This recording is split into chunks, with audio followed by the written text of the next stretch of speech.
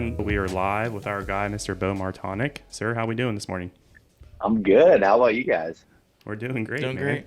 And as always, the man behind the camera today, and as always, Ben Johnson. Yep, I'm here. You excited for this one? I'm excited. Ben actually introduced me to your podcast, East Meets West, which we'll dive into some more. But he's the key to kind of setting this up for sure. So, Beau, before we get too far, man, let's go ahead and introduce yourself. Introduce East Meets West. Say that 10 times fast, and kind of what you have going on over there, man. Yeah, well, it's funny. East meets West. Like I didn't realize. I probably would have came up with a different name if I would have realized like how much of a tongue twister it is. Because everyone that I talk to always is like East, meet. You know, Yeah. it's like it's always like a difficult thing to get out. And but yeah, so like you said, my name is Beau Martonik. I'm from Pennsylvania, and grew up primarily a whitetail hunter in the big woods of Pennsylvania, and that's kind of where I cut my teeth hunting and grew up in a very big hunting family. So that's an important kind of part of my past is I had a lot of really good teachers with my dad and my grandparents and uncles and cousins, and everyone hunted. So it's like for me that was just a big part of my upbringing and got me into just whitetails full on from day one, from the time I was 12 years old. I was just like I was running trail cameras and I was into it, just like all in on the whitetail game. Yeah. And in 2016 I went out west for the first time. I had read Cameron Haynes's book Backcountry Bow Hunting, and got me into wanting to elk hunt and try to do that route, and I knew nothing about it and just decided I wanted to do it. So we went out and did that hunt, and it led me to realizing that it wasn't as difficult to plan a hunt like that as I originally thought. And I thought it was only for people that had a bunch of money and you had to, have all this land and go with an outfitter and all this stuff. And I realized it wasn't that difficult. So, I mean, the hunt itself was difficult, but the whole aspect of planning it was not. And at the time I was really big into podcasts and listening to it, and they were just starting to become big in the hunting space. And I wanted to learn more about it. And I was like, at the time, there was nothing that was out there that was, could help someone from the elementary level to help people plan, these Western hunts. And, selfishly, I wanted to learn more about that style of hunting and become better at it. And I wanted to talk to people that have done it forever and have done really well at it, and ask them the questions that people like myself as a beginner to that space maybe wanted to ask. And so I had the idea of this podcast, East Meets West, and that I titled it. My brother came up with the name when I wrote an article. I just submitted an article to something called the Journal of Mountain Hunting. It was a Canadian, it's still a Canadian and I wrote about the first elk hunt and just submitted it to them. And at the time I hadn't done any writing, anything before. I just wrote about my story, and they ran that story, and I titled it East Meets West. And again, my brother came up with it, and we also filmed that first hunt and put it on YouTube. It's just with a handy cam, couple GoPros, like that was it. And that's what kind of started that journey, when people were like, yeah, man, I really, I wish I could do that. I wish I could do that. That was what I kept hearing. And I'm like, no, you can do that. Like anybody can do that. And it took me like a year after having the idea to actually go through and actually do the podcast, because I kept like having that thing in the back of my head, like what makes me qualified to be able to have a podcast. And I'm like, no, I guess if as long as I focus on, I'm not an expert in this. I'm just a person that's trying to learn and ask those questions and leave it to the experts in that. And once I started doing that, I also decided I was going to start talking about the whitetail side of things, which is something that I felt like that I knew decently well, just from my experience with it and my family's experience with it. But I didn't think anybody cared about hunting big woods whitetail and going out and seeing, one deer every 3 or 4 days, hunting. And that's become a huge part, and probably the biggest part of my I guess, my full business, going forward. So it's been kind of a mixture of, adventure hunting and big woods whitetail strategy is what my podcast has been about. And kind of changed. I guess, molded that into doing some videos, some film work, some other things that have just kind of grown the brand a little bit over the last 4 years now. So it's four years, July 1st, since I started that. So that's kind of the background on East Meets West and myself a little bit. Oh yeah, no, thanks for sharing that. And I think that elk video, if I'm not mistaken, I believe I've seen that. You were with your brother, correct? You said that. Yeah, is my that brother, one of the first my cousin. That was one of the first ones on the YouTube. I think you shot him into the meadow. Was it through the woods into the meadow? So Was no, that one? actually, no. This one is like more of it's a very less produced video. Okay. We didn't kill anything. It was just Okay. the first hunt that we had out there. My brother did all the editing on that and put it together. Okay. Actually, I just threw it on YouTube before I even really had a YouTube channel, Okay. and it's still actually one of my most viewed videos on there. I'm not exactly sure why, but it shows the I guess ups and downs of an elk hunt like that. Oh, sure. And the one you're talking about was the first like official filmed one I Yeah. had. I did an online course called The Hunting Photographer because I wanted to learn how to be better behind the camera for writing Sure. and like to add more value to some of the customers that I had for writing, and also learn the business side and how to pitch projects and things with the podcast. And I met Justin Mueller, who was in that course as well. And he came to me and messaged me and was like, hey man, like, I've been filming TV shows up to this point. I want to start freelancing and do my own thing. He's like, would you be interested in like doing some sort of a trade where I come film you and do this film, but I get to use this film for, helping me out and pitching to clients and stuff. And I was like, yeah, Sure. let's give it a shot. And I was pretty nervous because I usually just hunt with people that I know really well. And I met Justin at the trailhead at 2 o'clock in the morning in Idaho for the first time. So like That's it awesome. was pretty nerve wracking, but luckily him and I have really hit it off. And the first day in on that hunt, I ended up arrowing my first bull after 4 years of trying it. It was the first day of a Yeah. 14-day hunt, and I shot that bull in the meadow, and he was over my Yep. shoulder. It was perfect Oh, it was footage, beautiful. Beautiful. so that was like my first official film that was called Synergy that was Yep. on my YouTube channel. So that's the one that you were referencing Yeah, there. that reaction of you two, man, was just like all the years of trying. It was like the most raw and pure thing I think I've seen in a really long time. I was like, dude, he's beside himself right now. You could just Oh totally my tell. gosh.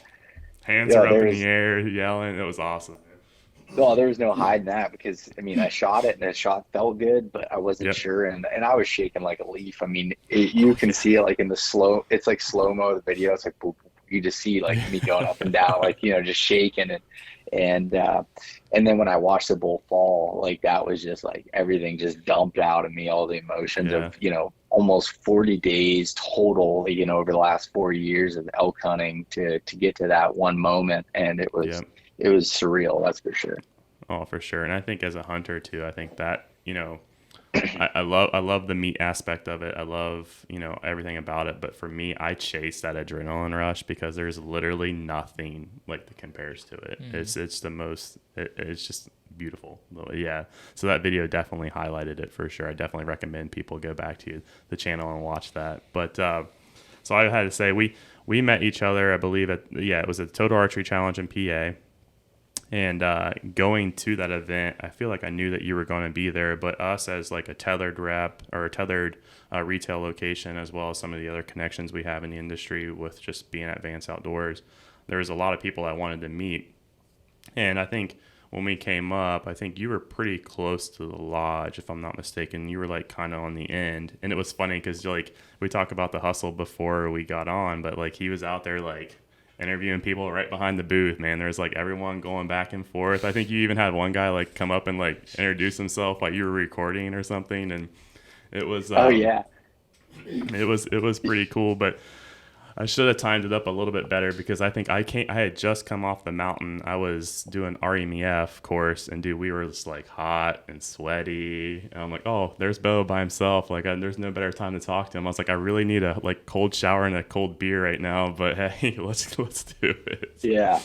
No, that was funny because so I started like everything East Meets West at that event 4 years ago. I had a booth. The first time I ever recorded a podcast, I had a booth there. Like I just set it up, and at that point it was basically just me, and I had a couple buddies that would stop in and help me a little bit with the booth and everything as we went. And this year I had two of some of my best friends there to help me run the booth so I could record some podcasts, and that was really helpful. But yeah, when I was doing one of the episodes, I haven't released that one yet, but it's funny. A guy came up, walked right in front of the camera, shook my hand, and talked to me there, and it was just funny. I got my headset on and we're obviously recording, but it'll make the video pretty good. So for fun. Sure. For sure. So speaking of TAC, I know you guys had just recently went up to Colorado. And the reason why I bring this up, and like we talked before, is, you were dropping dimes out there. So first of all, that was dope to see that one shot on that was the doll sheep. Yeah. And, that was cool. But yeah, you got to be honest with me now. Who was the better shot, you or Chris? Oh, Chris. He's not listening. Well, no, Chris Beaus definitely crushed me. Like he had, like for me, I felt like I shot pretty good, but like I wasn't as consistent. He's just like on every shot. Like there's no falling off the wagon with him, and which made me better because I was like really focused on it, and I couldn't like come up with excuses. I had to dial it, and it was funny that shot on that doll sheep that you're talking about. He filmed that through his binos, and the shot went in perfect, but the shot before that, so I shot twice at that target. The first one I shot right over his back, and that's when I realized that my pin or my sight tape was off at 2 yards after like 60 yards. I was shooting high on it, like almost every target. And then once I got up to that far, it really, 2 yards is a big deal at 80 some yards. And, so once I dialed it down, I set it for 80 instead of 82. And actually the line of sight distance was like 100 yards, but it was such a steep angle. You have to shoot for less. And then it went right in, and it was, it felt so good. Oh, no, that's awesome. I feel it. Even at Rocky Mountain Elk, which, by all means, it's a challenging course, but it's not nearly as difficult. The targets are a lot bigger. I feel like Iowa's just in the matter of like, there's 4 scoring categories, like foam, tree, like completely miss, or maybe a 10 like as long as I'm hitting foam, I was pretty happy. But no, that's awesome. And I think those events are like really important too. They're a blast. Ben wasn't able to go with us this year, but he's definitely we gave him a little bit of a taste here locally. We had a little bit like of a smaller like hike, the Archery Hike. If people are watching the video, I got the water bottle sitting here, but we sponsored an archery hike here in Southeast Ohio near Logan and Athens area. And so you're hunting like back to that big woods, big hills, and he got a little taste of awesome. it. It was great. It was a really good course. The guy that set it up, his name's Justin. Justin Ross. Yeah, Justin. He did a really good job, and it was like, those guys went to TAC, and they said that it was really fun, but they said this was maybe a little bit more challenging as far as like the REMF course goes. But for me, first experience and going to shoot something like that, it was really cool because you hike up, hike down. Every spot there were 2 targets, and it was hard to find them sometimes. He hit them really well, and it was a blast. It was a good time, and I wanted to go to TAC. I just couldn't make it this year. Yeah, so we'll have to hit it up next year for sure. Hey, next year. Next year, and we only went for that one day. So next year, I drug my feet. So we ordered Beaus. We're both shooting Matthews. Don't hate us, but we're both shooting Matthews, and we ordered them in February, and it took May. Took a while. May. Yeah. I want to say May before I got my bow. I had 2 weeks to get a sight and get my bow built and put a sight tape on it, and I was like, oh geez. But hey, I made it. So. Hey, I had my new bow since December, and I put a sight tape on the week before. So if that makes you,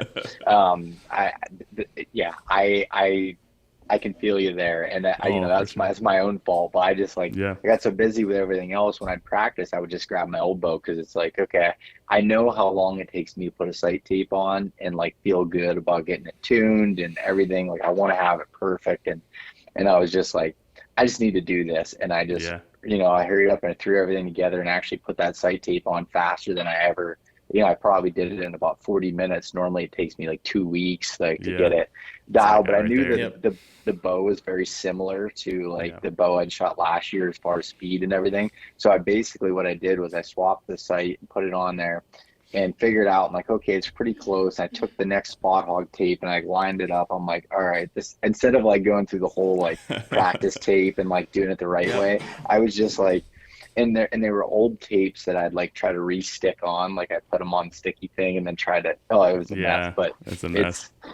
yeah, it worked. So I can feel you there. And it's tough. Like it's tough when you do get a new bow because like for me, it takes me a full year to feel like super confident Yeah. in shooting that, you know, and that's not to say like I'm not trying to sit there and be like, oh, you know, that's it's such a Yeah. pain in the ass to get a, you know, Yeah. a new bow every Oh, year, but I but feel you. it is difficult to get like into tune with it. You know, it doesn't matter Yeah. how nice the bow, are all nice, but like just trying to get everything feeling the way that you want it to.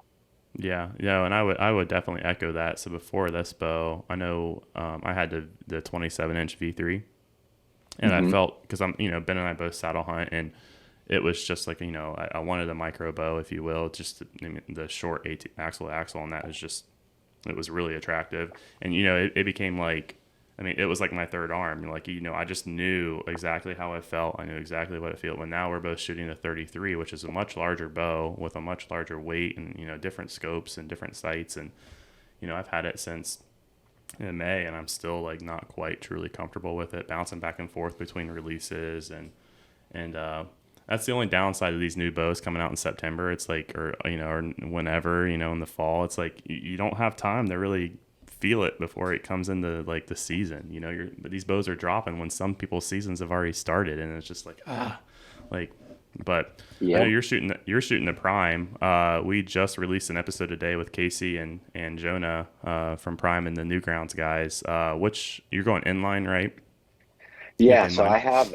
I have an inline three that I've set up Okay. for my Western hunts, and I also got an inline one, a shorter one that I'm going to try for whitetail hunting and shooting out Perfect. of the saddle. And I've shot longer ATA bows the last few years. Like last year, I had the Nexus 4, which is a 34-inch axle to axle, and I actually didn't have any issues shooting out of the saddle with it. I like Okay. longer axle to axle bows, but I did want to try something shorter again and try it. And I came from, before I started shooting primes, I had Matthews my whole life, and I always had short, like I had a Creed XS that was like a 28-inch ATA bow, and I've just really felt more comfortable with not as steep of a string angle and having that Yeah. little bit longer axle to axle.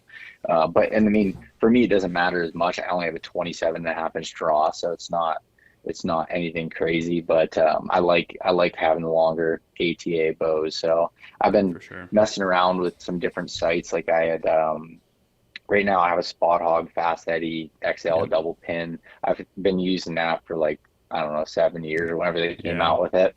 But I'm also, so this year I pre-ordered one of the dialed sights. I'm Yeah. going to run one Yep. of those on my Western bow whenever that comes in, get that set up. And then for my whitetail bow, I'm going to use one of the Garmin Zero Yep. bow sights, which I used one of those a couple of years ago for whitetail hunting a little bit, Yeah. and I didn't really give it its full test. Like my first impressions of it was that the sight was smarter than I was, and Yeah. I'd screwed up on what would have been my biggest deer to date, because I couldn't get a pin to come up, and it was just me not being familiar enough with the sight to know that Yeah. there's, all you do is hit the button twice and you get like fixed pins that pop up when you can't get a range. So like it was just, I realized I didn't give it its full. Yeah. I didn't use it like I should have, so I'm going to try that out again for the whitetail side of things, because it is super helpful to be able to help you and with some of the on the fly there. But Oh, for sure. You're going to go straight up Taylor Chamberlain on us now, and you'll be, next thing you know, you'll have like a computer killing your deer for you. And Yeah. we had him and Billy on. This has been several episodes ago. I think it was down to like it was within the first 10 or 15. Yeah, the first 10 or 15 episodes. And man, they're the coolest guys. Like Taylor and Billy are like the coolest guys. Billy especially. He even offered for us to come down to Virginia and hunt some burb deer with them. And I'm like, dude, like you can't pass that opportunity up. Like that'd be a freaking blast. And so it'd be cool to see him. And then Billy with his falconry. I don't know how familiar you are with his falconry, but like that's a whole nother level. Yeah. That was so cool to listen to him talking and explain about that. But I'm into small game hunting too, so he really piqued my interest with the red tail, like hunting squirrel and rabbit with a hawk. I was like, what? That's insane. Yeah. It was awesome. Yeah, it is insane. And those guys are cool. I've known Taylor for a long time, and I just met Billy this past year at ATA show and hung out with him there. And they're a blast. I'll tell you what, if you need an interesting podcast episode, I would definitely reach out to Billy. He's got some really cool stories with that falconry hawk, and it's something completely different that people don't even really probably even know about. Yeah, definitely. So we had talked about Colorado a little bit, and I want to kind of break this podcast because you're so knowledgeable in just kind of both areas in terms of Western hunting as well as the white woods. You have a lot of guests that teach you a lot of stuff, and you know the audience as well. But we mentioned Colorado. We mentioned like the high country. I know Caitlin had a video, Chris's girlfriend, about shooting a deer at like 12,000 feet. And so I'm going to prep you for that because you know where I'm going to go. But before we get into that, I guess I should say before we get into that, let's stay in the whitetail woods and let's explain to the listeners, like, so you hunt big woods. What would be, a lot of our audience here is from, you know, Ohio, right? I mean, we have people listening from all over, but mainly it's, you know, partially ag, partially timber. So kind of explain to us, and maybe even use a reference here in Ohio. I'm assuming probably Southeast Ohio, but like what does that big woods area look like for you? So the big woods for me, and what I've kind of grown up hunting, is basically contiguous, like big tracts of just woods. Like there's not any ag around. It's just woods of different ages, you know, different habitat types, anything from swamps and some more flatter areas to, you know, more mountainous type areas where you have a lot of topography and anything, but it's basically like big hardwood stands, softwoods mixed with, you know, logging cuts and different features, but there's not like, say, like your primary like food source or anything that the deer are like focused on to come out with. It's more of just kind of them living in their natural habitat. And yeah, for anybody in Ohio, like that would be basically like the southern portion of the state has a lot of that similar type big woods type areas with, you know, mixed with some topography and just a lot of big timber essentially. So usually like in the bigger woods areas, it's lower deer density. So and it's just thick, so it's more difficult to see. And even in areas that do have higher deer densities, you don't see as many as you do when you have a little bit more open country or ag country for it. So it's just a different style of hunting. For me, it's comparable to Western hunting of like mixing like the kind of the adventure aspect and not really sure what you're going to get into with the whitetail side of things. Sure. Now, do you find yourself, I mean, I would imagine you're probably finding yourself gravitating more towards, and I know you post about this a lot, that's why I'm asking, but like the logging cuts or any type of clear cut for that like lower browse. I mean, I'm assuming there's a lot of old age, you know, forests in there, or mature forests where you may be getting some of the mass with like the acorns and the other fruit bearing trees, but do you kind of gravitate towards trying to find more of those openings in those big woods, or kind of how do you tackle that? So I look at it more, not as much as like the openings, but more so as like I want to find as much vegetation diversity as possible. So I want to find things that have like the different age structures of the forest. So basically logging cuts do that because they're cutting everything out, and as they start to grow up, they have that browse, which acts as like a food plot for the deer essentially, because you know they have year-round food sources from blackberry briars, from just any sort of woody browse that's growing up. And then also the mass trees and stuff that you have in some of the more hardwood type areas. So it's kind of a mixture of all of those things is the way I would put it. But like, I typically don't like to hunt areas that are just like big hardwood stands and ridges, because when you do have, a mass crop, that's great. But when you don't, then that's kind of a problem where the deer will migrate to, they might go 3-4 miles to a different area that have food, and it can be difficult to stay on them, where when you have all this vegetation diversity, they have everything right there and they don't need to move as much. And that's kind of why I focus on those areas, and also gives an ample amount of cover. So you get a clear cut, so a logging cut that gets like anywhere above 3 years old, usually like that 3 to 10-year-old range, it just gets nasty, thick.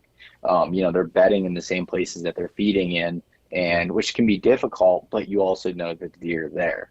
And that's where you can get some benefit to being able to have that there. So when I look at an area, I look at vegetation diversity, and then, overlay that with, the topo lines essentially, and be able to find, areas that will funnel deer down through those places. So that's kind of how I look at the big woods.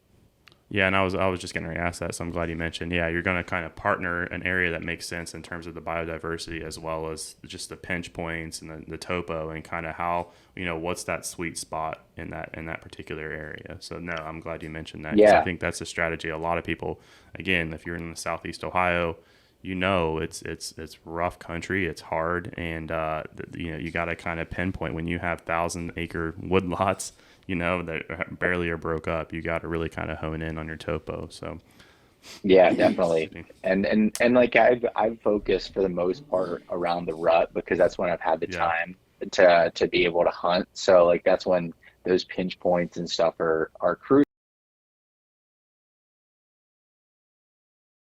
And it's not like, say, where you have 2 fields at the edge of a logging cut, and then where there's a steep drop off and just a little bit of a bench that kind of creates or a ditch that comes up in the top of the ditch. It creates a funnel. It's just a little bit different. Takes you looking at a map differently to be able to determine what those pinch points look like. No, for sure. And I didn't plan on asking this, but I mean, we're all saddle hunters here at the table. I mean, I know you have a connection with tethered as well. And so, like, what does your, to some people, you drive your 4-wheeler up, right, and you park 500 yards or maybe less, and you just walk into your stand or you walk into your tree. But I know you have mentioned in the past, like, finding creeks or streams to walk up to keep the thermals down, your access to this when you have these big parcels. Like, what's your typical, like, walk-in range? Like, how far are you willing to kind of get in? Does it just kind of depend on the area, or? Yeah, so it definitely depends on the area, but I know it's not a good answer to the question. So like, it does depend, but like if it's an area that has like a trailhead, so to speak, and trails that go back, I'm going to try to go a little bit further, or find a spot that's like a pull off along the road if I'm going to hunt closer, that's, more of overlooked. But it can go, I'd say my typical spot's anywhere from a half mile to 2 miles back, like where, and I feel like I hear that term 2 miles, 2-mile walk back into a tree, like thrown around a lot. But like, if you actually do 2 miles, that's a long way. Where when I shot my opening day Pennsylvania buck last year, it was like exactly 2 miles from the truck, and I used this creek system to walk the whole way up. And I could have got in there closer, probably about a mile from a different direction, but that's the way I felt like I needed to come to not spook anything.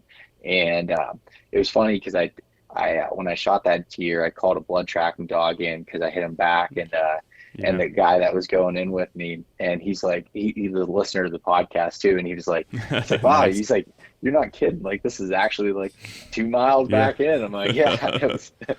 So I typically, I do like to go further for the most part, just from the standpoint of people. That's definitely the case, and that's how I got into saddle hunting, was because I was doing it forever with a climbing stand, but I could never get in the trees that I wanted to.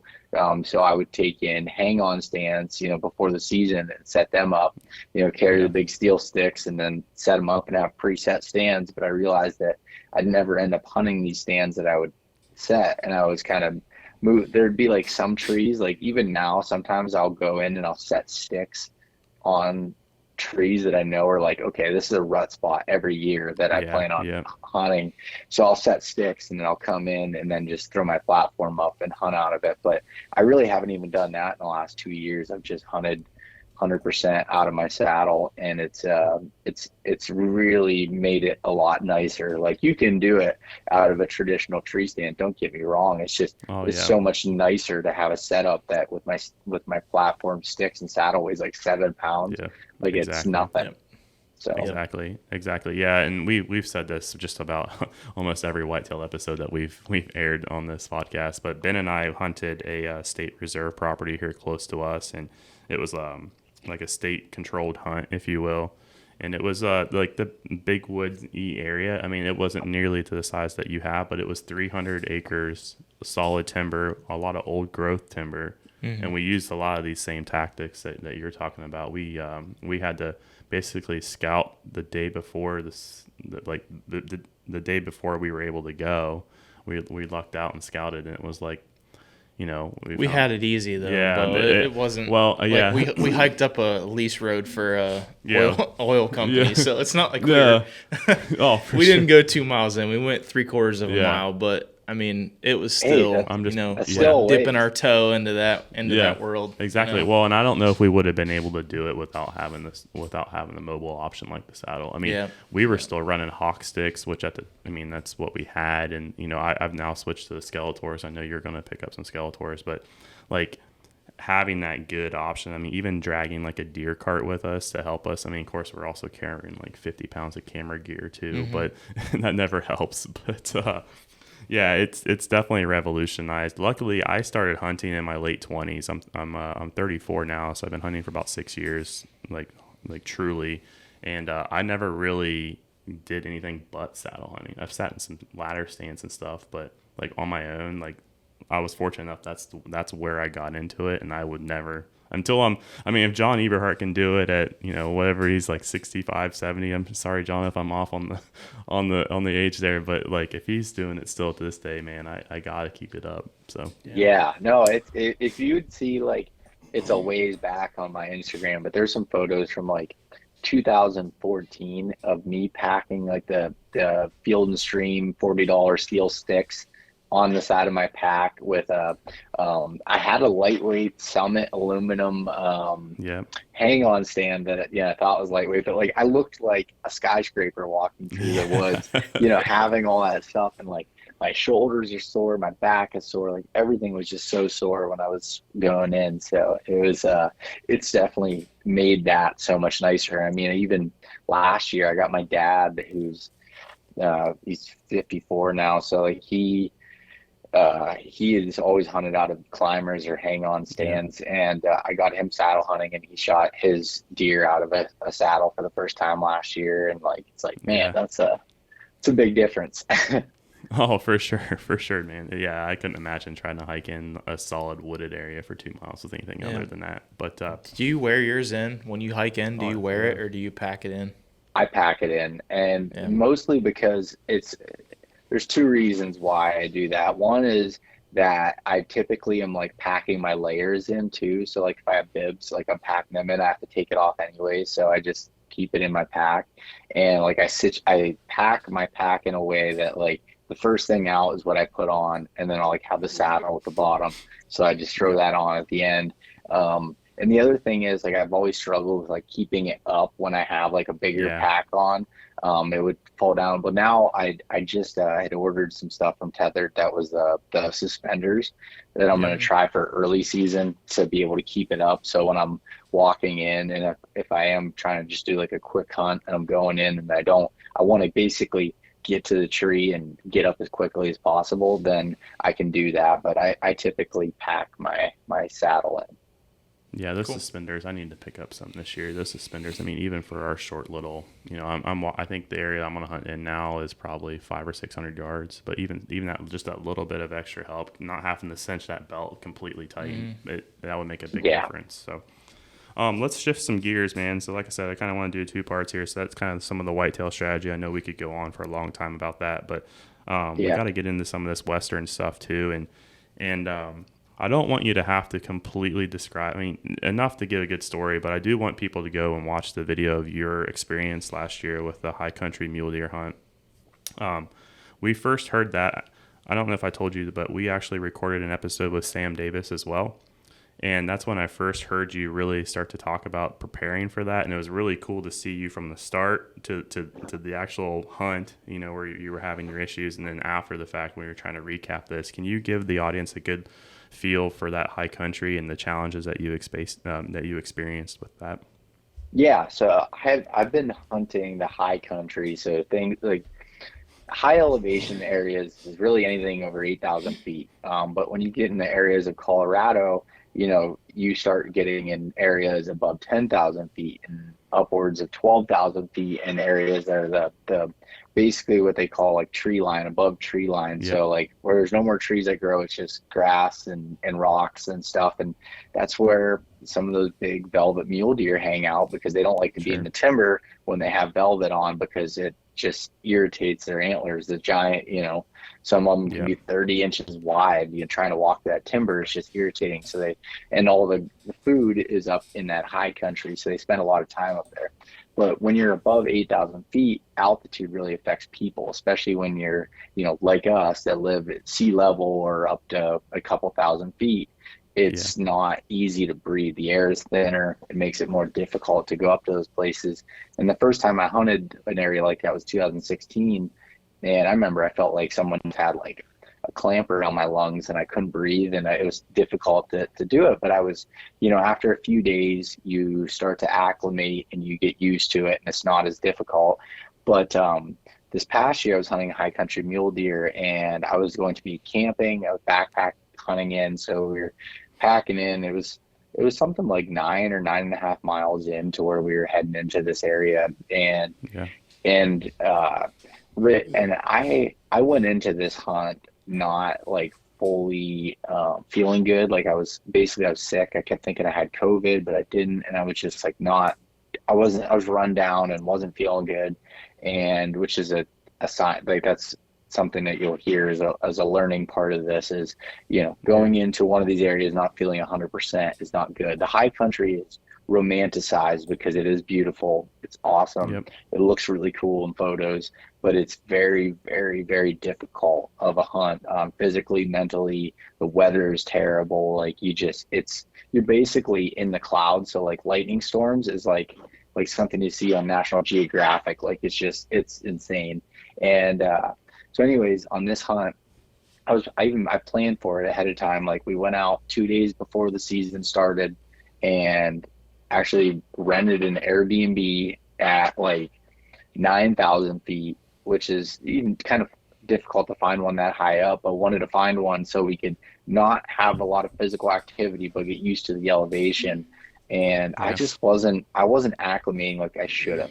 And then we had something that was called Diamox, which is like a acetazolamide, I believe is the name of it. I might be pronouncing that wrong, but it's a prescription medication to help you like get used to altitude quicker that you get from the doctor. Okay.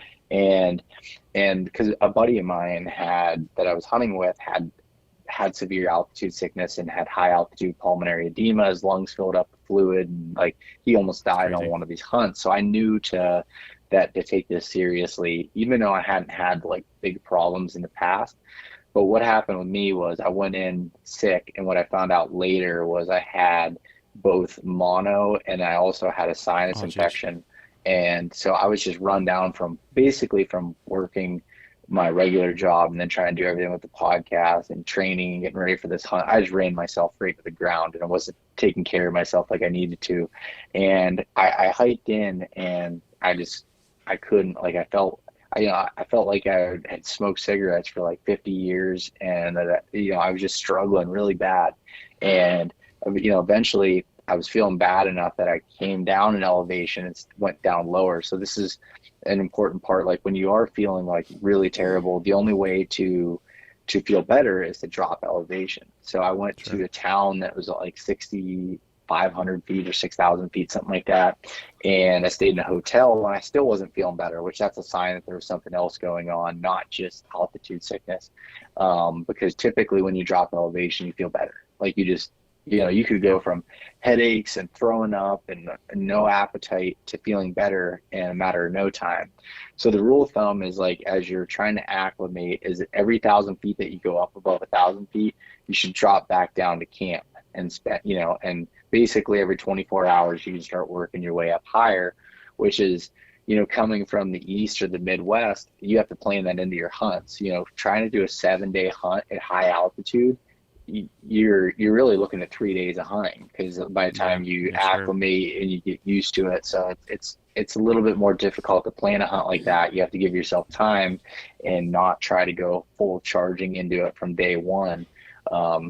So, and then I tried going back in a couple days later, and I was in bad shape. My camera guy that was with me, Justin, you know, I couldn't even figure out how to cook my own dinner. Like my brain function was just gone, and I couldn't breathe. And I have a Garmin watch on, and it tells you your blood oxygen level, which is something and you can either use like a Garmin watch, or you can buy like a little finger thing that pinches on your finger to be able to tell you that. But 95 or above is like what you're supposed to be at. And at one point I was at 71, and you know, between 70 and 80 can cause permanent brain and lung damage over a period of time. So I was like, I knew that at that point I needed to go back down, and I went to the hospital and I got put on oxygen and all this stuff. And they said I had altitude sickness. And at that point I had no idea that I had all these pre-existing things, but the doctor was like, hey, you can't go above 8,000 feet for the rest of this trip. And I was like, well, high country mule deer live in the high country, which is, you know, up there. So that made it difficult. I also had an elk tag. So I went and hunted one place I could find in the unit that was around 8,000 feet. And there hadn't been an elk there since 1969, I think, and or anything. And so then the last couple of days of the trip, I decided I was going to I wasn't going to be dumb, but I was going to go against the doctor's orders a little bit. And I found a spot that was like 9,500 feet that I could camp and go up to about 10,000 to hunt elk, and ended up coming pretty close to killing a bull. But I was feeling better by that point in the trip. And, but it was a big, you know, lesson learned there. And it sucked. Like I've been looking forward to doing a high country mule deer hunt my whole life. And, you know, I had 14 days set aside, and I got to hunt for like 3 days, 2.5 days, something like that, and not even really hunt mule deer. So it was difficult to keep a good attitude about it and work towards it. But what I'll say to people is like that are planning these hunts, altitude is nothing to be afraid of. It's just something to be aware of. You know, I'd recommend, you know, being in good shape helps. It's not the end all be all for it. Olympic athletes can be, in football players. There's some football players that go to Denver. It's like at, I don't know, 7,000 feet, something like, or or maybe even lower. It's like 5,600 or something like that. Is that what it is? A mile. So like a mile or something. Yeah. So it's not, it's nothing crazy, but some of them can't even, you know, it doesn't really pick or choose like, you know, Jordan's in this physical condition or whatever. No, it's just like randomly, all right, you know, altitude's like, you know what, Ben, we don't like you. We're going to make it more difficult.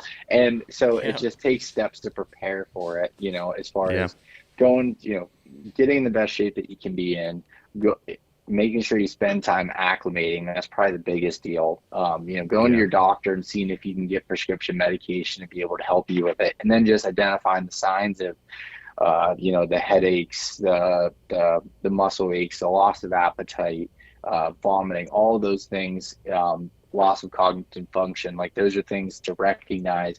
And even like my cousin and them that do it all the time too, and they're fine with it. Like they'll still get headaches. Like you'll get headaches or something. You can you can take, even ibuprofen and stuff to be able to help you, get past those minor things. It's just being able to recognize once they start to get worse, when you need to drop elevation, and it's just something to pay attention to that comes along with it. But oh, for sure. And this is nowhere near 9,000 feet, but in 2019, my wife and I went to the Grand Canyon, which you're surprised because you think of Colorado and you think of these high peaks, but the Grand Canyon and Denver are at the same elevation. I think the Grand Canyon is actually a little bit higher. And so you're just going around, you're hiking, you're having a good time. And then like we hiked for a little bit, and I experienced a lot of that, like the loss of appetite. It took me, an extra 30 to 45 minutes just to even recover, tons of water. Like it was just like, and that was at like 5,600 feet or whatever. So yeah, you definitely have to be mindful of it and not intimidated by it, but just use that mindfulness to just help you prepare. Yeah. So no, and then you just brought up another point that I forgot to say is water. As much water as hydration helps a ton. Yeah. Making sure you eat even when you don't want to eat. Don't even though you're going to feel tired, don't take excessive amounts of caffeine because that dehydrates you. Caffeine's fine as long as you're used to having caffeine, but like not over excessive with it, or alcohol, tobacco, those things all make it worse too. So it's trying to be mindful of all those things. It's so funny how something so simple as water cures just about everything. Everything in the world. Dude, it's a lot of the issues that people have, it's just like, have you been drinking water? Like, do you get enough water? Because like that, and then boom, like your issue is resolved. I mean, not to a certain extent, but you had some redemption though. I wanted to ask, so we brought up the TAC in Colorado because I believe that you guys were at elevation there. So I kind of, to double back, like, did you do anything different this time? Because I mean, you were definitely at elevation from some of those pictures that I saw. You were certainly in the high country. I mean, and TAC is an event that just about, we recommend, as you heard us talk about before, anybody can go to. So did you have some preparedness when you went back to shoot that? Yeah. So basically it wasn't like that I would do for a full hunt necessarily. So I was sleeping low, sleeping down lower, but also spent some time at TAC at elevation, just kind of sitting there and hanging out at the booth and, acclimating that way. And then, I mean, the courses were difficult and you definitely had some hiking, but it wasn't, 40-pound backpack on trying to overexert. And I just, made sure I drank a lot of water, had food with me, and just took it easy and actually felt really good. And I could definitely feel the shortness of breath. I'd take some more breaks and stuff as I was hiking, shooting the course. But it made me feel good knowing that I can go back. It's not like a long-term thing. Even when I came back, I had tests done on my heart and some other things to make sure that I was okay to do that again. And I was, so that made me feel good going back there and, shooting above 10,000 feet and hiking above that and feeling good again. So no, there's a lot of jokes of everybody asking if they're going to have to cart me off the mountain and all of that. But I made it through, so we're all right. No, you're taking it in stride, and I think that if anything, man, like you can use that, and I'm sure you already know this, but you can use that as a learning opportunity for not only for yourself, but we're discussing it. So maybe by having your issue, and as someone that wants to try to educate people with your podcast and your videos, it's like use that experience. It gave you a great tool to teach more people how to to do things properly, and what to be mindful for. So the silver lining to all this is maybe you're helping, maybe you help somebody save their life because they know what to expect, or they're like, oh, maybe I heard this on Beau's podcast, and so you just never really truly know like who you're affecting. So just use that to your advantage, I guess.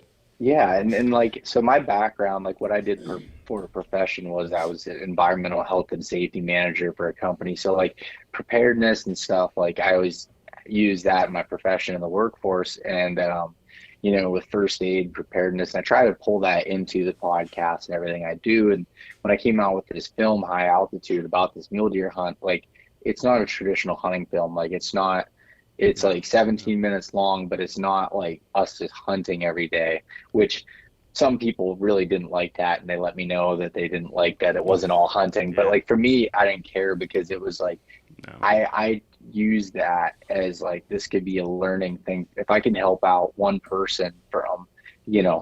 making sure they can prepare for altitude or learning about it, like that's what my whole goal with the podcast is. So like it's not like, yeah, entertainment's a part of it, but like I'm not a hunting YouTube channel from the standpoint of like I just go and entertain on hunts. Like that's not Yeah. my, No, that's not it's your. I want to do the educational standpoint of it, and that's where I felt like Justin did a really good job of being able to capture that.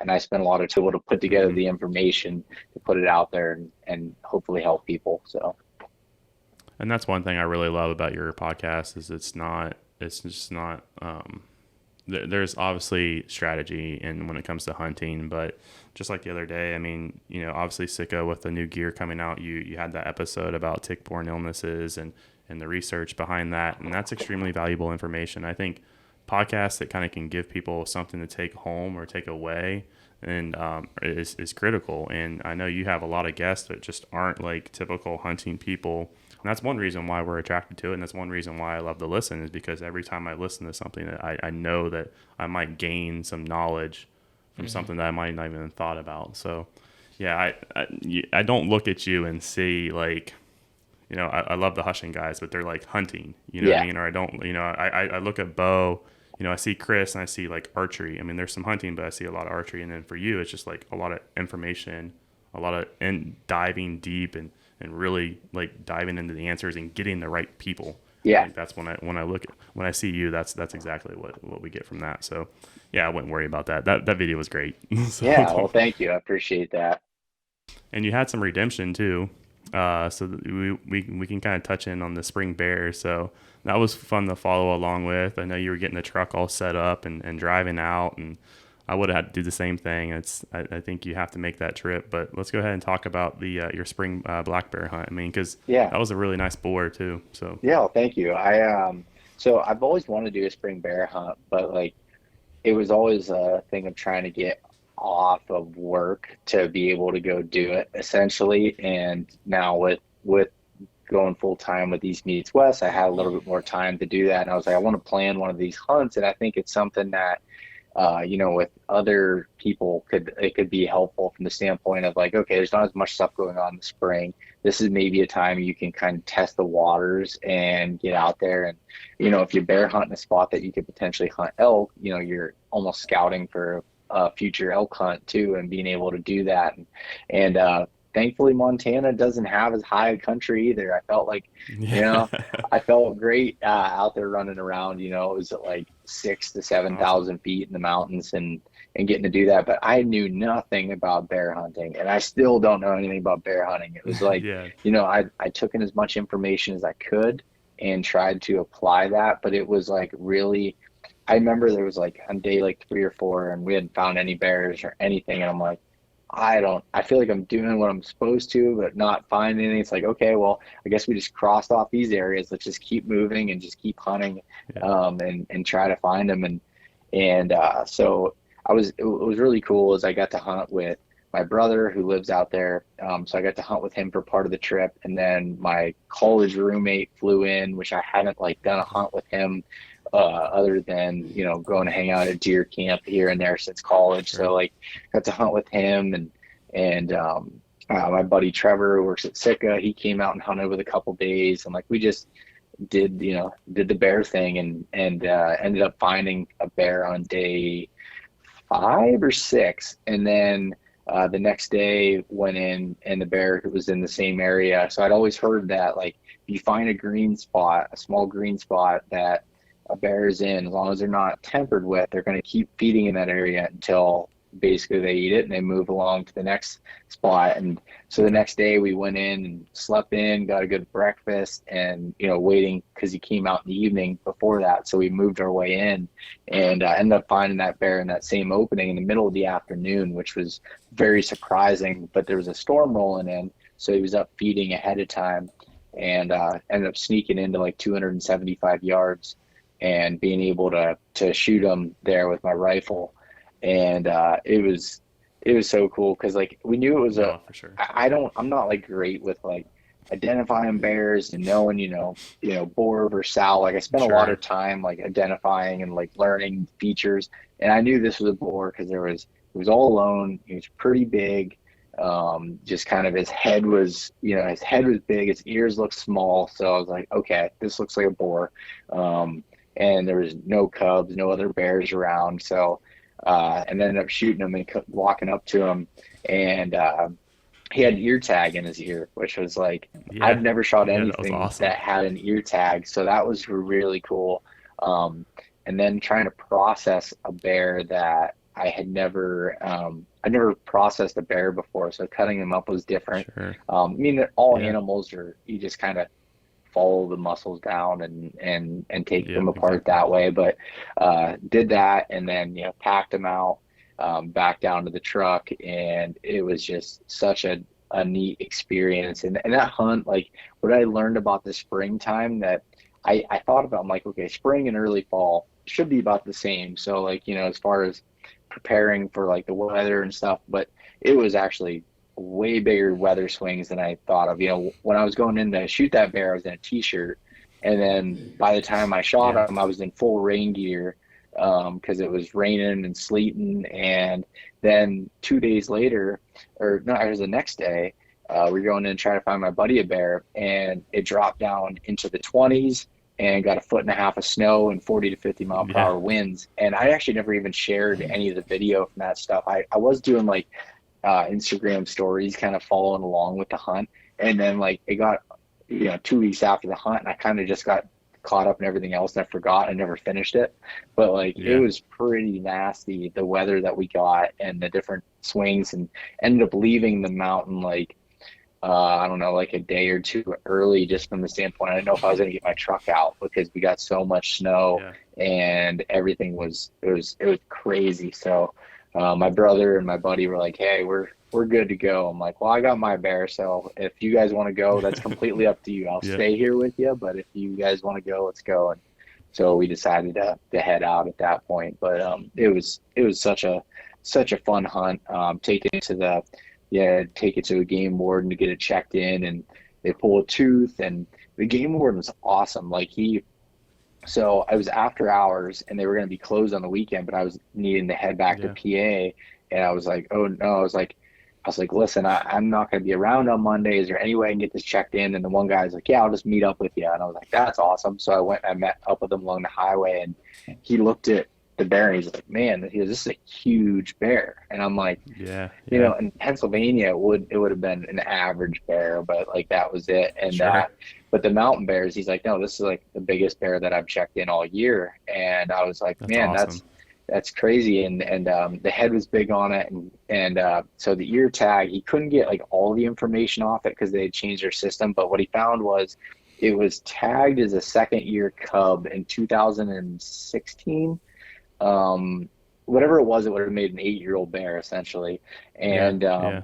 it was a trouble bear, moved to that mountain range. And then he called me like a week later when he got more information on it, and like it was very just, yeah, I just had his cell phone number. He'd text me and give me That's information, and awesome. like it's just so helpful. And Yeah, it that's was, really cool. yeah, it was cool to get to learn that. So got to go back to PA with a cooler full of meat, which I've eaten just about all of the ground meat already. It's There you go. excellent. Everyone, kind of looks at bears like, I don't know, but it's been Yeah. awesome. It's really good for burgers because there's fat mixed in with it, so it holds together Yep. better than venison does. And yeah, just a really, really cool experience. And just make sure that you're cooking it so you don't have to have an episode about trichinosis. No, I've overcooked it for the most part, and Yeah. just to make sure. But yeah, it's been good. You're gonna be the official like Clay Newcomb here before too long. Next thing you know, you'll be cooking everything with bear grease. That's Ben's idol, man. He loves him Yeah. some Clay Newcomb. So Oh, Clay's that's Clay's awesome. awesome, and He's a, the problem with spring bears though is they don't have much fat on them. yeah. So like I was like so excited to render all this bear fat and do all this stuff I learned Yeah. from Clay, and there wasn't, I got like a Ziploc bag full of it, and that was it. So Oh yeah. it wasn't like a fall bear or anything. Oh, for sure. For sure. Well, I know we kind of want to change gears to something that's probably completely different. I'm talking about that Sika video. Oh, yeah. Yeah, Beaus. that Beaus video that Ben showed me. The that Quiet Place video, the Sitka video. Man, Yeah. the audience is going to have a lot of videos to go back and look at, but this is definitely, I think this is on their channel, right? It's on Sitka's channel, yeah. Yeah, that was a insane, I mean, like, didn't have any idea that people were that extreme about, being that quiet and, tweaking everything and making the stand as quiet as possible. And just the drop off, pick up your bag, stand there for 5 minutes, take a step, like that. It just blew me away when I saw it. I was like, wow, I never knew that it was that crazy. And Jim Holds the man, like we talked about before. Maybe just go into the process of, because I don't think you had much lead time before you went up there, right? Like it was like a last minute thing, right? Yeah. So Chris Derrick, who's the whitetail product manager for Sitka Gear, he was like kind of new into the position. And I met him early on when I was working for an archery shop, and I was a Sitka dealer, and I was doing some gear testing for him. And he calls me like middle of October, and he's like, "What are you doing the first week in November?" I'm like, "Deer hunting."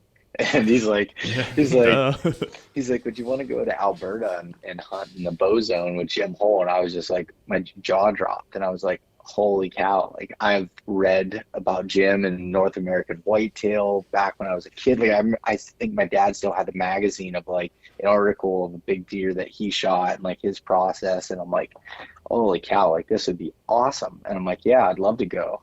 And so I had like 2 weeks to get ready, and I'm like, trying to look up, like, he uses a certain method for climbing trees, grade 8 bolts that go into the trees. He has all his trees pre-bolted essentially, but you have to hang the stand as you go and doesn't leave any tree stand set because of the noise that can get with getting so cold up there.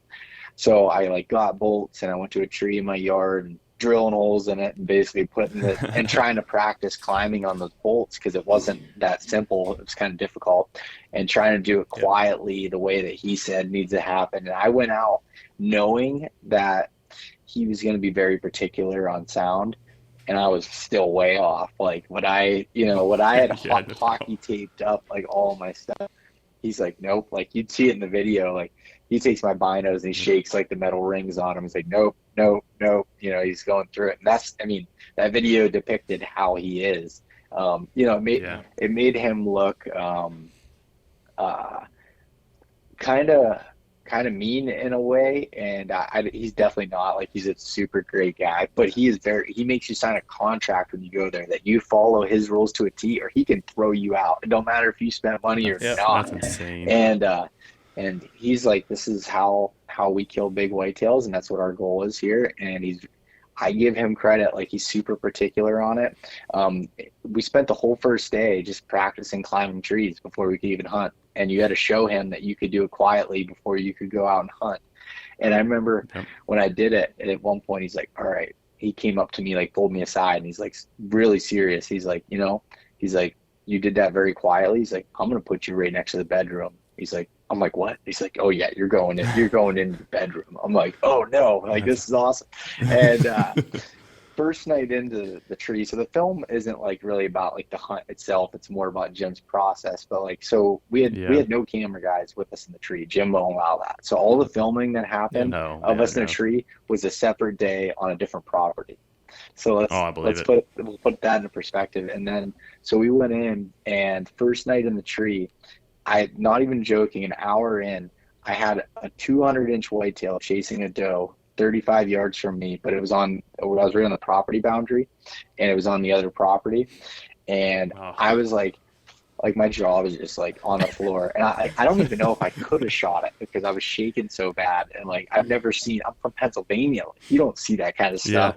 Yeah. And I remember going back to camp and talking to Jim, and I was like, I saw a big deer. And he's like, how big? And I'm like, I can't go in there saying I saw a 200-inch deer. Like, that from Pennsylvania, it's going to be like, I'm out here asking if I could shoot 130s when they come by, And he's like, I was like, I don't know, like 180 or more. And he's like, well, explain the rack. And he's like, I was like, well, it's a typical 12. I said it was probably like 24 inches inside spread, just long beams, points stacked the whole way down. And he goes, oh, that deer was over 190 last year. And I'm like, okay. And he's like, yeah, he's like, I know that deer well, but he doesn't run trail cameras either on the property. Yeah. Only in after the season's done because no chance of spooking them basically.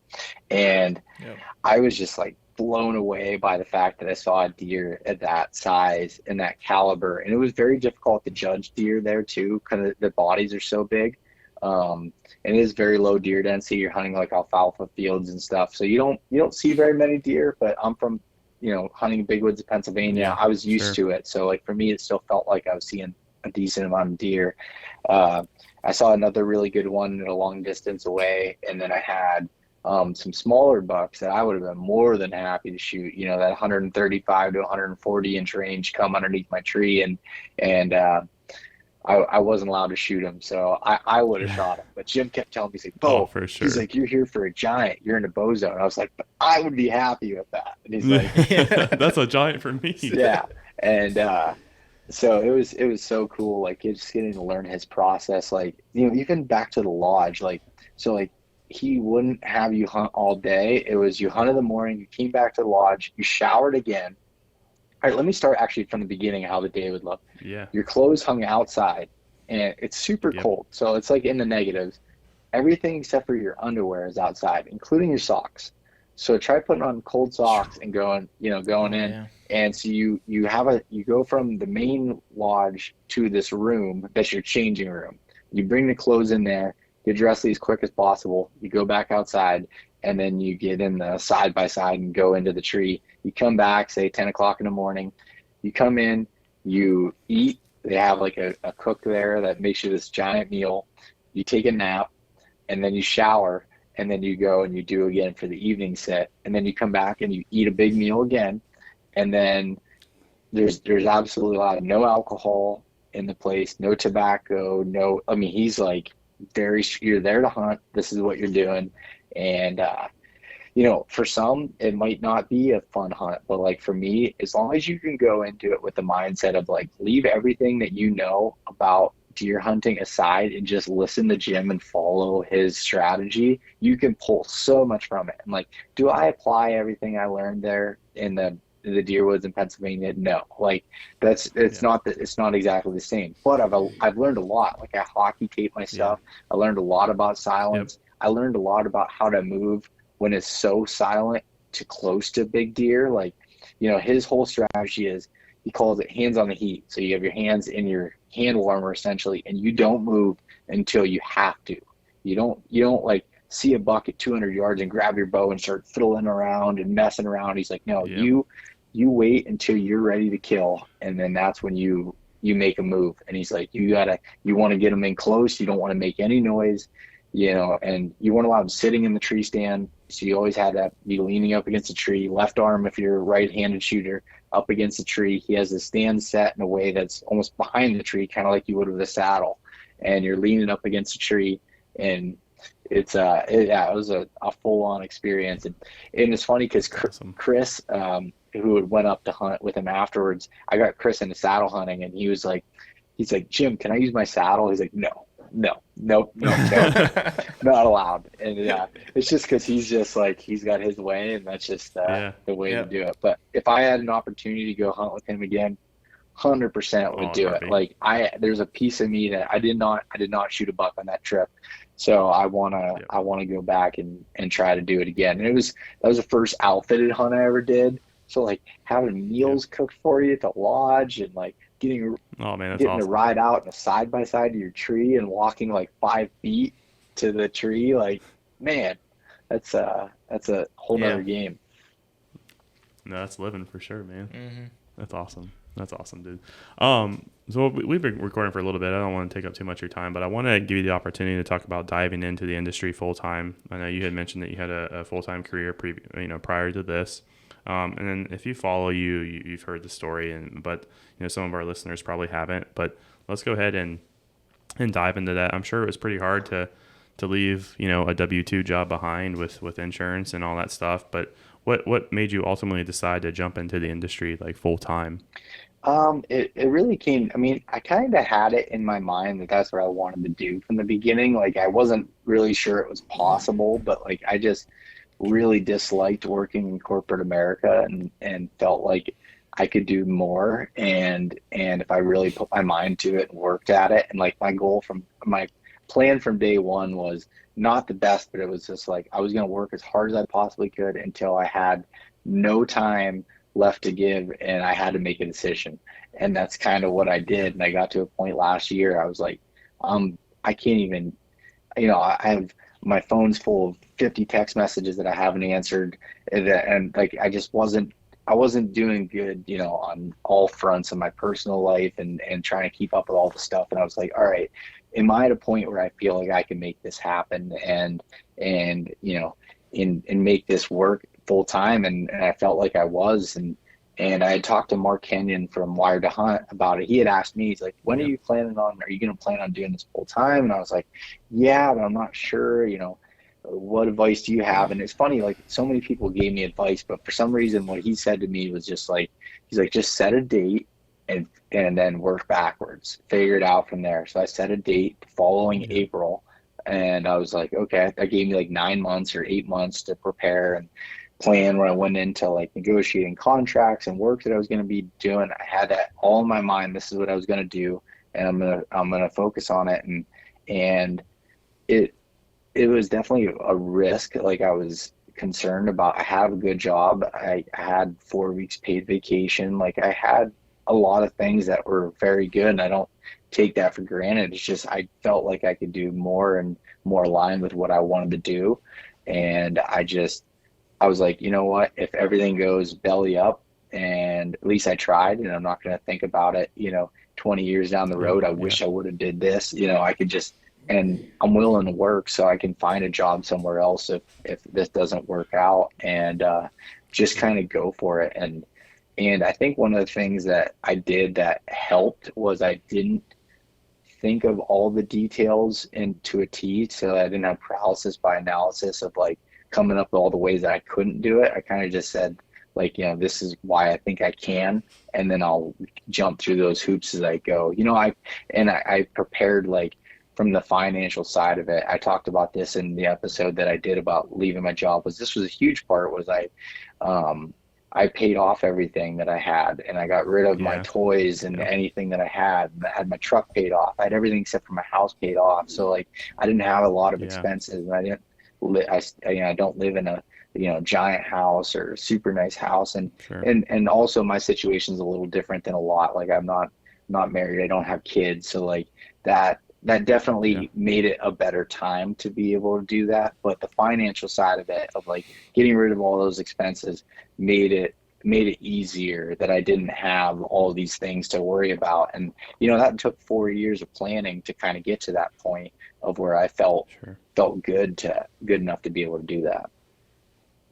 Yeah, for sure. And I think that financial freedom that you have, it just gives you the opportunity to just make so much more decisions. Everyone wants a cool side-by-side. Everyone wants a 2020 F350. But at the end of the day, like you have to make it make sense. And you wouldn't have been able to probably do that if you didn't, bite the bullet, if you will, and just make those hard financial decisions. Yeah. So. No, and believe me, I want toys again. I want to have a side-by-side. I'd love to have a boat, but like for me, it's going to come down to, if I can buy it with cash, I'm going to do that, and plan for it ahead of time, and I'll get back there. It's just it's going to take longer. And if I don't, and I still get to do all these hunts and fun things like that. And that's what I really brings me satisfaction, so that's how I look at it.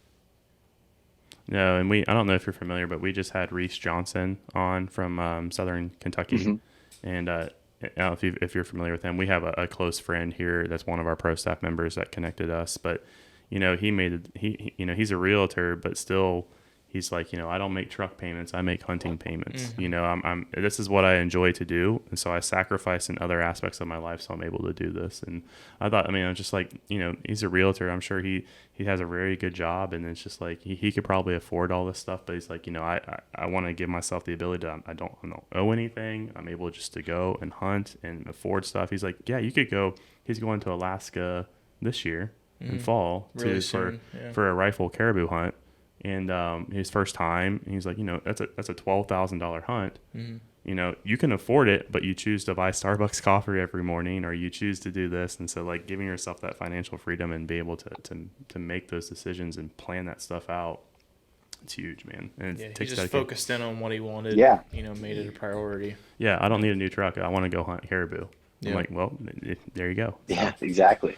But so like going full time and being in industry, like what is, and we'll kind of wrap it up with this, man, but like what does your like typical day look like? I mean, obviously you have to generate the income. And so if you want, this is an opportunity for like, I know you have tons of sponsorships and tons of partnerships, if you will, with different companies, but like what is a typical day? I mean, a lot of people know you just from the podcast, but I know from conversation that you do a lot more than that. So what is like a typical, like quote unquote in the industry Beau Martonik workday look like right now? Yeah. So it's changed a little bit from when I had my full-time job. Like when I had my full-time job, I'd get up 4 a.m. and I'd go to the gym, and then I'd shower and I'd go to work, and then I'd come home and I'd do everything with the podcast stuff and writing and everything. But now the way I do it is I get up, I sleep in a little bit more now, like 5:30, 6, and I get up and my brain works the best for creative stuff, like first thing in the morning. So if I have to write or doing some editing or anything, I'll do that for the first like 2 to 3 hours in the morning. And then I'll go to the gym like mid-morning and do that. And then I come back and make some food. And then I'll start like afternoon is when I start like answering emails or or having phone calls. I try not to set up any meetings typically in the mornings, unless it's podcasts, because that's when I'm thinking the best. I like mornings for podcasts. And then that's when I'll have like any meetings I need to have and work through. And then just the other daily tasks that I have going on. So for example, like I do on the side deer research for Spartan Forge, for the Spartan Forge app. Like I do deer research, I'll do stuff like that. And in the afternoon, I'll maybe do some more editing or planning, and I'll try to like plan things out on like how I'm going to do podcast scheduling, video scheduling, all of those different things, and try to work that through. And also one thing I forgot to mention, when I wake up in the morning, it'll change as the daylight days aren't as long, but like the first thing I'll do is I'll go out and get some sunlight and shoot my bow. Like that's before I do anything, before I have a cup of coffee, anything, I shoot my bow a little bit and just kind of get the day started there. But it's very different every day. Like the beginning of the week is more full of like editing podcasts and doing that, where I normally have the second half of the week for recording some podcasts and planning stuff for putting out on social media and emails and answering things through social media and emails and everything. And I will say it has become difficult with so many different platforms to like. And this is not saying like, oh, I'll get so many messages or whatever. I'm not saying that, but it's just like they're so spread out in different places. I'll be like, oh man, I haven't checked Facebook Messenger in a month. Like I'll just like, you forget about that. And then it's like, okay, then there's so many different places for that. But I have like a reminder in my phone to spend 1 to 2 hours a week of just like going through and answering emails and questions and trying to help out from that point of the user experience, the listener experience. That that's kind of what I do. And like from the partnership side of things, like the way like sponsorships work, it's like for me anyways, like they'll say there'll be ads like you'll hear on the podcast, and that's like one part of it. Sure. But there's also other deliverables, like I'll write something for their website, or I'll deliver 15 to 20 photos that so when I hire Justin as a camera guy to come out and take photos that I'll deliver for companies to be able to use for their own marketing type stuff, and or just any other random work. Basically, like when I work with a company, I'm like, what are your needs? What do you do? This is what I can do to help you kind of get to those points. So that's kind of how it looks. But there's like, when you look at like something that's like this and kind of freelance style working for yourself, there's like, if I look at it, there's like 8 or 9 or 10 different income streams that are like little things that all add up. It's not all like one thing Yeah. that be able to do it. One So I day. just try to be flexible and do a bunch of different things. And yeah, that's kind of how I've No, structured it. no, and you're doing great. I mean, like a perfect example of this too would probably be the Jetstream. I think you had the Jetstream vest. Obviously they released a Jetstream, and you already had it, and we're already using it, and we're able just to promote, have the video to promote it. And so, Spartan Forge is another great app, another great tool. I know you guys, you went.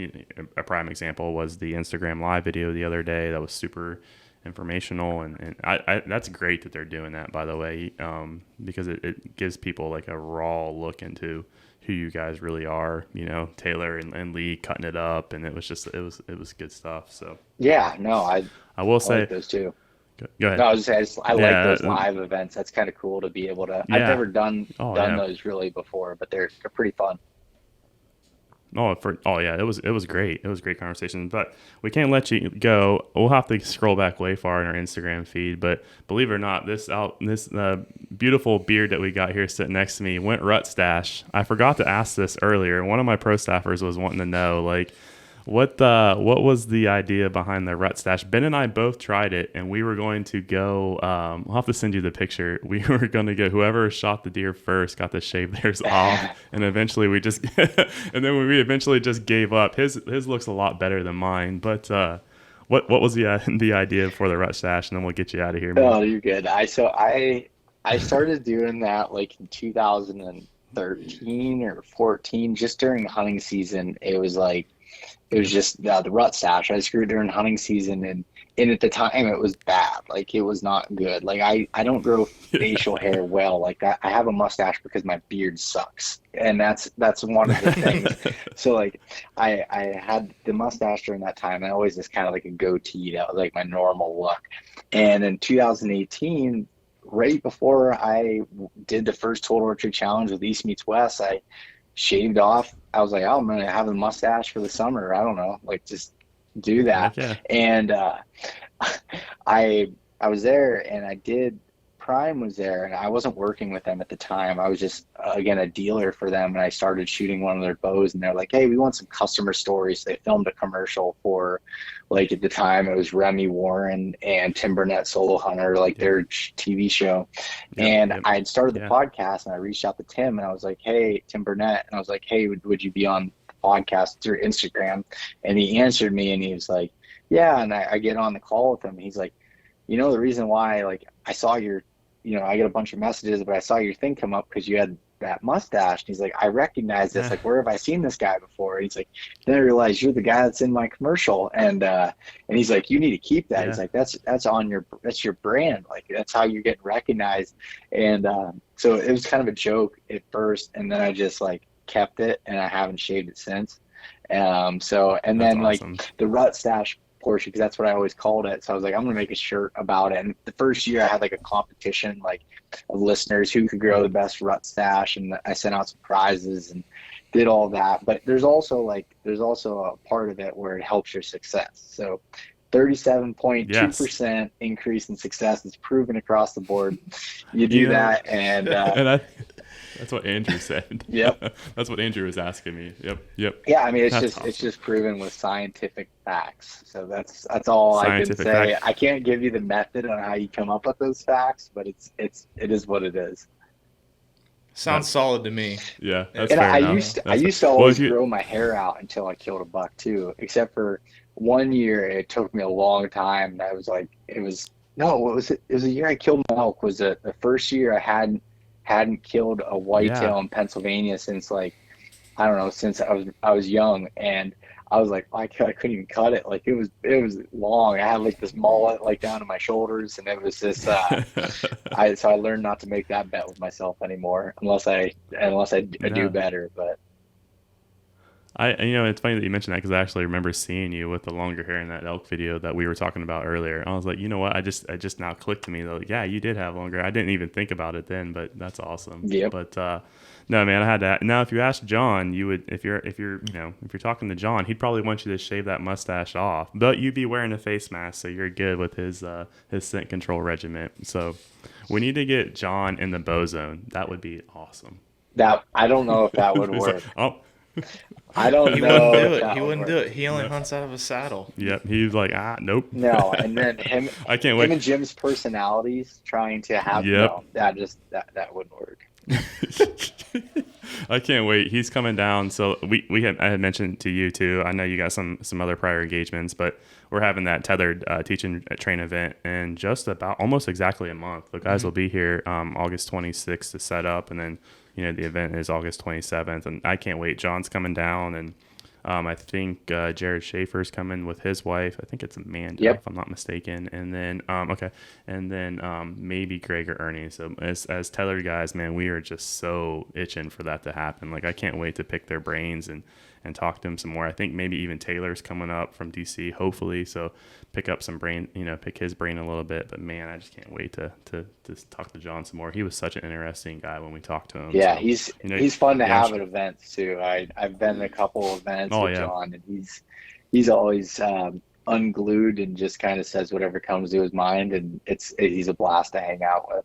And such a wealth of knowledge. And I was actually talking to Jared and Amanda at Total Archery Challenge in Colorado and talking about that event that you guys are putting on there, and they said they were coming out for it. So it's cool. Yeah, I'm very excited. Those were like Jared and Carl were like the very first two people I went, because I knew that those guys would probably come, and I just wanted to introduce myself and kind of establish that relationship beforehand, because Jared's an interesting guy too. I mean, we can go on. He's a straight up stone cold killer. So I can't wait to talk to him. So, well, man, we've gone on for just about an hour and a half now. So we joked about John taking a while, but we went just as long. But I know like I said, I say this all the time. We for sure could have dived in more into the whitetail strategy. I mean, the elk strategy. We could have gone really deep, and I highly recommend, if you're not listening to our podcast, which you should, listen to Beau's, and because you can definitely learn a lot of information. And we try to take a lot of what you provide and try to almost not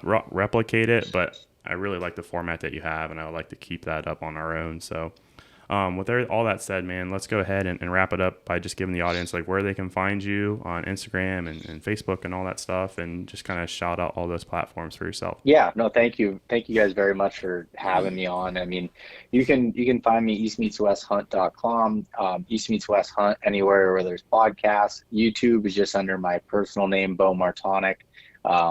Instagram, Facebook, go wild, search East Meets West, and this is my regular name, Beau Martonik, and you'll find me on any of those platforms there. So no, I really appreciate the opportunity to come on, and it was Ben. Hopefully I get to meet you in person at some point, and got to meet Jordan there at the Archery Challenge. Yep. So thank you guys.